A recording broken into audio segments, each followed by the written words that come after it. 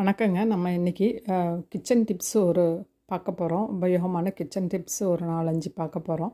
அதில் வந்து ஃபஸ்ட்டு நம்ம என்ன பார்க்க போகிறோன்னா, இப்போ வந்து கல் உப்பு நம்ம எடுத்துக்கலாங்க.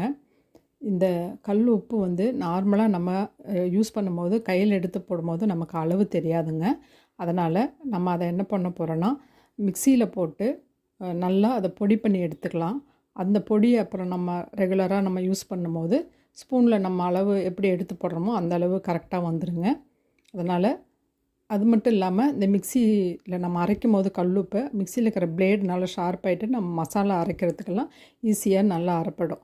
அதனால் இந்த டிப்ஸுக்கு அடுத்தது பெருங்காயம் இருக்கு இல்லைங்களா, பெருங்காயத்தை இந்த டப்பா நம்ம வாங்கிட்டு வந்ததை நம்ம ஓப்பன் பண்ணிவிட்டு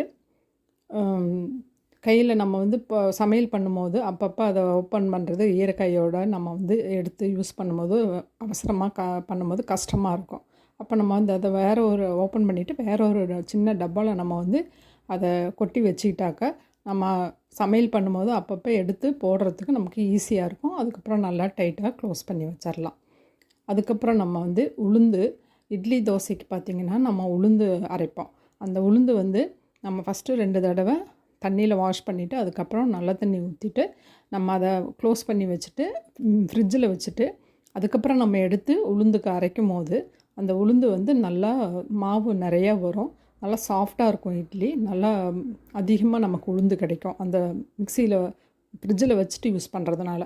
அதுக்கப்புறம் நம்ம வந்து கேஸ் ஸ்டவ் அடுப்பு வந்து சில்வராக இருந்தாலும் சரி, இந்த மாதிரி மெட்டீரியலாக இருந்தாலும் சரி, நம்ம வந்து ப்ரஷ் யூஸ் பண்ணி நம்ம வாஷ் கழுவும் போது அந்த மேலே ஸ்க்ராட்ச் ஆகும்.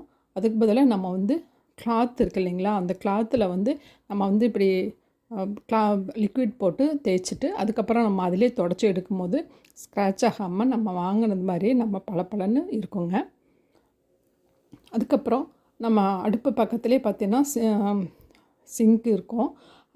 அப்போ வந்து நம்ம இந்த சாப்பிட்டுட்டு நம்ம வேஸ்ட்டு இந்த கருவேப்பிலையும் மேலே இதெல்லாம் மற்ற பொருட்கள்லாம் எடுத்து இப்படி போடுறதுக்கு இந்த மாதிரி ஒரு கண்டெய்னர் நம்ம வந்து ஃபுட்டு ஆர்டர் பண்ணி சாப்பிடும்போது நமக்கு கிடைக்கும் இல்லைங்களா, அந்த பாக்ஸை வாஷ் பண்ணி எடுத்து பக்கத்தில் இந்த மாதிரி வச்சுக்கிட்டாக்க நம்ம அதில் வந்து எடுத்து வேஸ்டேஜெலாம் போட்டுட்டு அப்படி மேலே அந்த மூடி போட்டு க்ளோஸ் பண்ணி வச்சிடலாம். பார்க்குறதுக்கும் நீட்டாக இருக்கும். நமக்கு மேலே வந்து வெளியில் ஸ்மெல் அடிக்காமல் இருக்கும். அப்புறம் அதை எடுத்து நம்ம வந்து பேஸ்கெட்டில் போட்டுக்கலாம்.